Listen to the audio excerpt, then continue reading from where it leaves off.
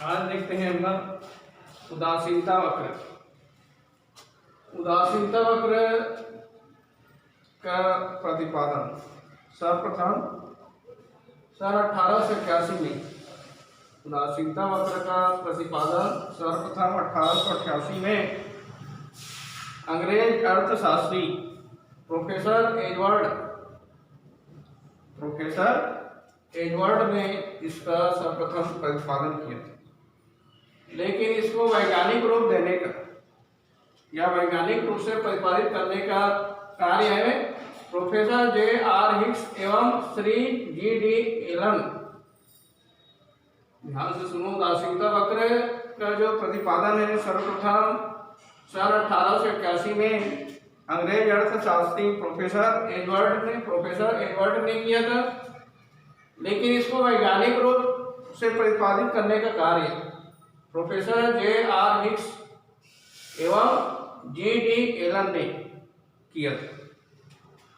ये इसकी प्रस्तावना है। इसके बाद उदासीनता वक्र का अर्थ उदासीनता वक्र किसे कहते हैं? उदासीनता वक्र उन वस्तुओं का संयोग होता है। उदासीनता वक्र क्या होता है? उन वस्तुओं का संयोग होता है। इसमें क्या होता है? उपभोक्ता दो उन वस्तुओं का चयन करता है। उपभोक्ता में क्या करता है? दो उन वस्तुओं का चयन करता है, चुनाव करता है और इन दोनों वस्तुओं से समान संतुष्टि की प्राप्ति होती है। क्या करते हैं उपभोक्ता में?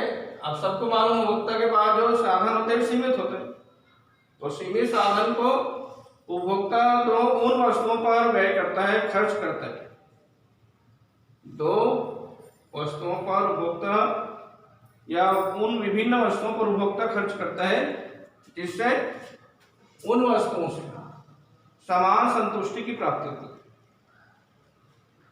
एक बार और सुनिए, उदासीनता वक्र का अर्थ किसे कहेंगे? उदासीनता वक्र का आशय है या अर्थ है दो विभिन्न वस्तुओं के संयोग से जिसमें उपभोक्ता दोनों वस्तुओं से समान संतुष्टि की प्राप्ति करता है। इसी को हम क्या कहते हैं? उदासीनता वक्र या तटस्थता वक्र। इनडिफरेंस, अंग्रेजी में इनडिफरेंस कहते हैं। IC इनडिफरेंस कर उदासीनता वक्र या तटस्थता वक्र के भी नाम से जाना जाता है। अब इसी का हम तालिका द्वारा स्पष्टीकरण करते हैं। तालिका बनाएंगे, एक तालिका में संयोग, दूसरा में संतरण, तीसरा में सेव और चौथा कॉलम में सीमांत प्रतिस्थापन की दर। 5 संयोग है, वस्तु की 5 संयोग है। प्रथम, द्वितीय, तृतीय, चतुर्थ, पंचम, 5 संयोग है। अगले संतरा और सेब 2 वस्तु है। इसमें क्या है? संतरा और सेब 2 वस्तु है। अब दोनों की यदि हम देखें, प्रथम संयोग में संतरा की 2 इकाई है, द्वितीय संयोग में संतरा की 4 इकाई है, तृतीय संयोग में संतरा की 6 इकाई है और चतुर्थ में संतरा की 8 इकाई और पंचम में संतरा की 10 इकाई है।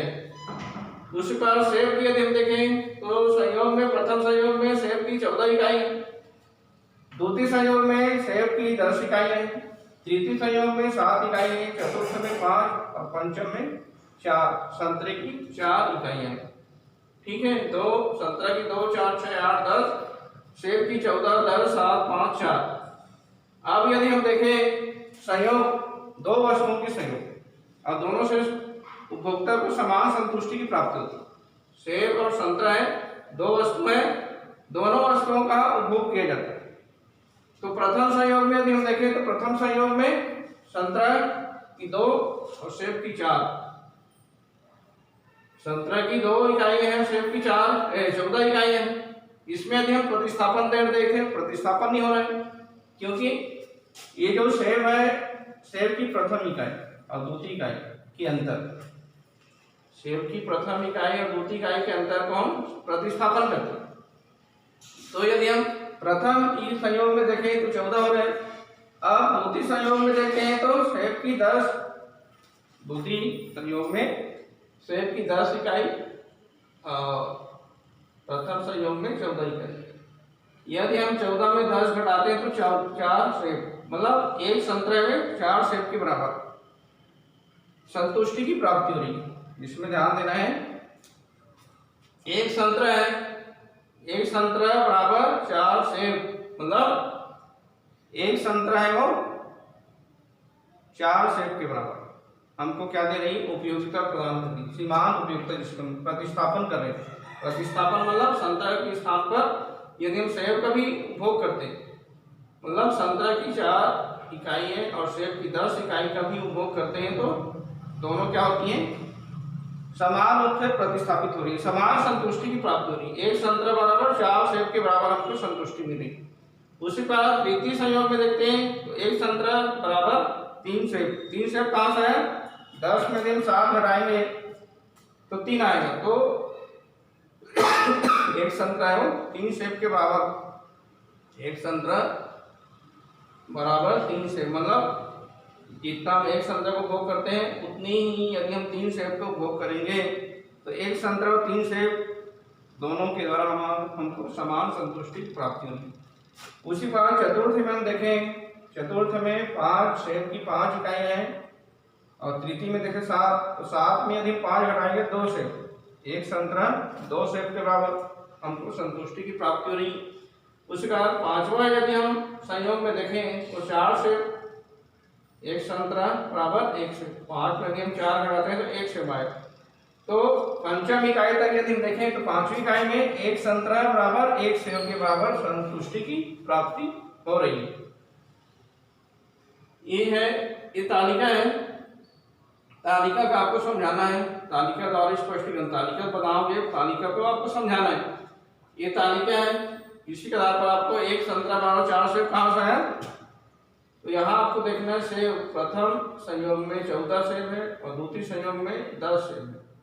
तो 14 में यदि हम 10 घटाते हैं तो 4 सेब, मतलब एक संतरा 4 सेब के बराबर, या 4 सेब में एक संतरा के बराबर हमको संतुष्टि की प्राप्ति हो रही है। तृतीय संयोग में देखते हैं तो तृतीय संयोग में भी एक संतरा है बराबर 3 सेब, 3 सेब और एक संतरा। यदि 3 सेब खाते हैं और एक संतरा को भोग करते हैं तो दोनों में एक ही बराबर हमको समान संतुष्टि की प्राप्ति हो रही है। यही उदासीन है, जिसी को हम क्या कहते हैं, उदासीनता वक्र, क्योंकि उपभोक्ता है उस वस्तु के प्रति क्या हो जाता है, उदासीन हो जाता है। उदासीन जानते हो, प्रिफरेंस, एक को प्राथमिकता दिया जाता है, एक को प्राथमिकता नहीं दी जाती, उदासीनता। अनाधिक्य, अधिमान जिसको हम कहते हैं, अधिमान, अधिमानों का हम क्या करते हैं, उपयोग करते हैं, तो हमको समान संतुष्टि की प्राप्ति होती है। इसी को हम यदि रेखा चित्र द्वारा स्पष्टीकरण, रेखा चित्र भी बनाएंगे। रेखा चित्र आप देख रहे हैं, O से OX अक्ष पर, OX अक्ष पर संतरे की विभिन्न इकाइयां, संतरे की जो इकाइयां हैं इनको दर्शाई गई है। संतरे की इकाई इसमें तालिका में दिया हुआ है 2, 4, 6, 8, 10। इसी काम को 2, 4, 6, 8, 10 संतरे की विभिन्न इकाइयों को लिखना है। उस पर OI अक्ष पर, ये OI अक्ष है, OI अक्ष पर सेब की विभिन्न इकाइयों को दर्शाई गई। सेब की विभिन्न इकाइयां 2 है, 4 है, 6 है, 8 है, 10, 12, 14। 14 हाईएस्ट है, अंतिम है, अधिकतम है, तो 14 तक आपको लिखना है। अब आप ये देखना है कि 2 संतरा, ये 2 संतरा है, तो सेब कितनी इकाई है, 14 इकाई। तो 2 से 14 तक यदि हम देखते हैं, सेब की 14 इकाई और संतरे की 2 इकाई, दोनों इकाइयों को हम मिलाते हुए रेखा खींचेंगे। उसी पर संतरे की 4 इकाई, चौथा देखते हैं संतरे की 4 इकाई है और सेब की 10 इकाई है। ये 4 और इसमें 10 देख रहे हैं, दोनों को मिलाते हुए, दोनों बिंदु जहां पर कटते हैं उसको मिलाते हुए रेखा खींचेंगे। उसी पर संतरा की 6 इकाई, 6 इकाई संतरा की, शेप के साथ 6 और 8 के बीच में 7 आएगा। अब सबको ध्यान देना है कि 6 से 8 के बीच में 7 आएगा। 6 से 8 है। आप सबको मालूम है कि 5.5 ये सेंटीमीटर में है। तो सेंटीमीटर में क्या करना है, सेंटीमीटर में 1 सेंटीमीटर है, 1 सेंटीमीटर में 10 छोटे छोटे खंड होते हैं। तो छोटे खंड में हम देखें तो 5 एक बड़ी लाइन होती है, उसके बाद 10 में सबसे बड़ी लाइन होती है। तो 5 लाइन छोटी लाइन होती है, इसको हम 7 मानते हैं। तो 6वां इकाई संतरे की 6 इकाई है और सेब की 7 इकाई, तो 7 यहाँ आएगा। तो दोनों इकाइयों को मिलाते हुए रेखा खींचना है जहाँ दोनों बिंदु कट रहे हैं। उसके बाद संतरा की 8 इकाई, ये 8 इकाई संतरा की, और इसमें सेब में 5 इकाई है। 4 से 6 के बीच में 5 आएगा। यहाँ 5 लिखोगे, यहाँ 5 इकाई है और संतरा की 8 इकाई। दोनों जहाँ पर मिल रहे हैं, दोनों बिंदु कट रहे हैं, उसको रेखा चित्र द्वारा प्रदर्शित करना है। उसी बाद संतरा की 10 इकाई है, ये संतरा की 10 इकाई है और सेब की हम 4 इकाई देते हैं। ये 4 इकाई है, दोनों को मिलाते हुए रेखा खींचना है। अब क्या करना है, सभी इकाइयों की, संतरा की और सेब की दोनों इकाई, संतरा और सेब की दोनों इकाइयों जहां जहां बिंदु कट रहे हैं उन बिंदुओं को मिलाते हुए क्या करना है, एक रेखा खींचना है और इन बिंदुओं को मिलाते हुए एक कर्व खींची जाती है जिसका उदासीनता वक्र या प्रतिस्थापन तटस्थता वक्र, जिसको IC के द्वारा प्रदर्शित किया जाता है। ये तो आपको बनाना है। इसके बाद इसका स्पष्टीकरण करना है, रेखा चित्र का स्पष्टीकरण। रेखा चित्र बन गए, अब स्पष्टीकरण करना है। स्पष्टीकरण कैसे करोगे, उपरोक्त रेखा चित्र से स्पष्ट होता है। यह उपरोक्त रेखा चित्र में दिखाया गया है OX अक्ष पर संतरे की विभिन्न इकाइयों को दर्शाई गई है। OX अक्ष पर संतरे की विभिन्न इकाइयों को दर्शाई गई। OY अक्ष पर सेब की विभिन्न इकाइयों को दर्शाए गए। OY अक्ष पर हम देखते हैं तो सेब की विभिन्न इकाइयों को दर्शाया गया है। अब आगे लिखना है ABCDE। ABCDE ये क्या है, विभिन्न बिंदु है जहां सेब और संतरे की ABCDE ये क्या है, विभिन्न बिंदु है जो सेब और संतरे की विभिन्न इकाइयां आपस में करती है। उन बिंदुओं को ABCDE के माध्यम से दर्शाया गया है। अब क्या होता है, जब हम सेब और संतरे की विभिन्न इकाइयों को भोग करते हैं, जब हम सेब और संतरा की विभिन्न इकाइयों को भोग करते हैं तो दोनों के द्वारा हमको समान संतुष्टि की प्राप्ति होती है। इन्हीं समान संतुष्टि को हम उदासीनता वक्र द्वारा प्रदर्शित करते हैं। उदासीनता वक्र रेखा द्वारा प्रदर्शित किया जाता है। अब जो विभिन्न बिंदु है ABCDE विभिन्न बिंदु है, इनको मिलाते हुए यदि हम कर्व खींचे, वक्र खींचे, इसी वक्र को हम क्या कहते हैं, उदासीनता वक्र रेखा या तटस्थता वक्र रेखा कहा जाता है। कुछ समझ आ रहा है इसमें, एक बार और सुनना है। OX अक्ष पर संतरे की विभिन्न इकाइयों को दर्शाया गया। OY अक्ष पर सेब की विभिन्न इकाइयों को दर्शाया गया।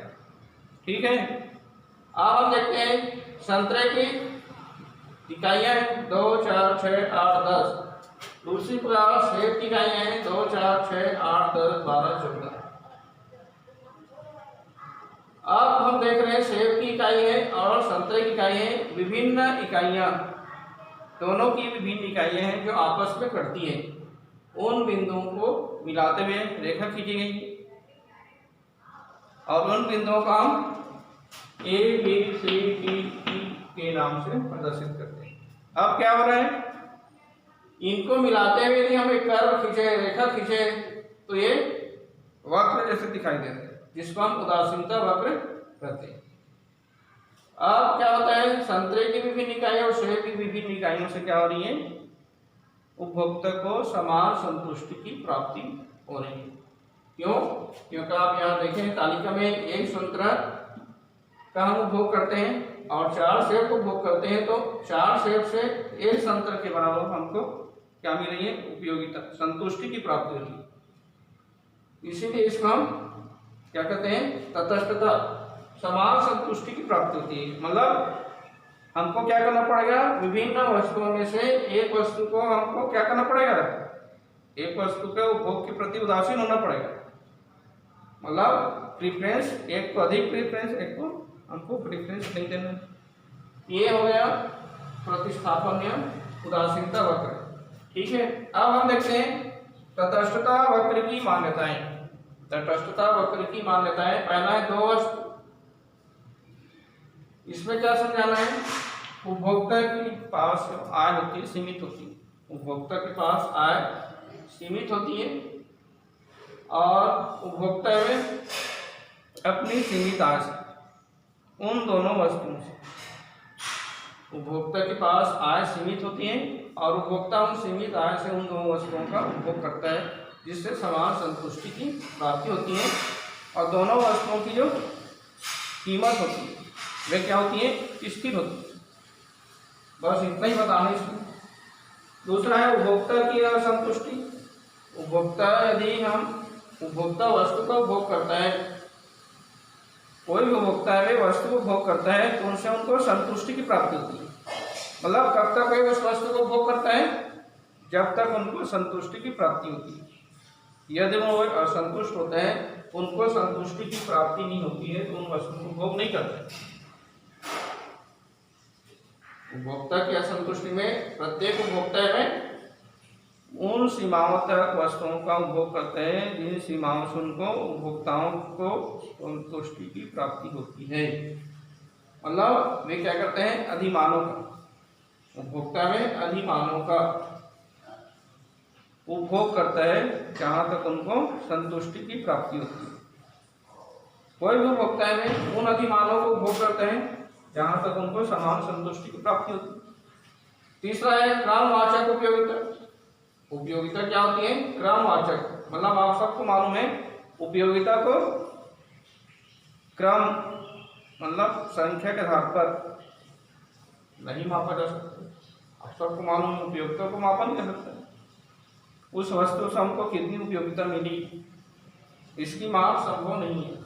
इसलिए कहा जाता है क्रमवाचक, क्रम के द्वारा, संख्या के द्वारा इसको मापा नहीं जा सकता। चौथा है उपभोक्ता की विवेकशीलता।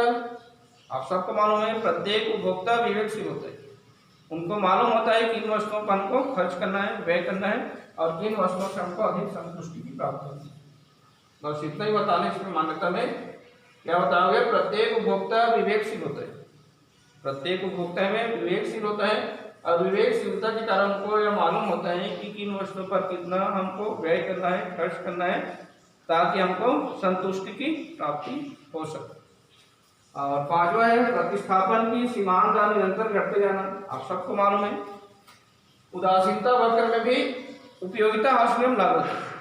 उदासीनता वक्र रेखा में भी सीमांत उपयोगिता हास नियम लागू होता है। सीमांत उपयोगिता हास नियम क्या होता है, आप सबको मालूम है जैसे जैसे हम किसी वस्तु का उपभोग करते हैं वैसे वैसे मिलने वाली उपयोगिता कम होती जाती है। उदासीनता वक्र में भी क्या हो रही है, जिन वस्तुओं का हम उपभोग करें उससे मिलने वाली उपयोगिता कम होती जाती है। इन्हीं कारणों से प्रारंभ में जो इनकी वक्र होती है उन्नत उदर होती है। प्रारंभ में मतलब ऊपर से नीचे को गिरती है। उदासीनता वक्र रेखा, सीमांत उपयोगिता हासमान रेखा, ये जितने भी रेखाएं वे क्या होती है, ऊपर से नीचे की ओर उन्नतोदर होती है। क्यों?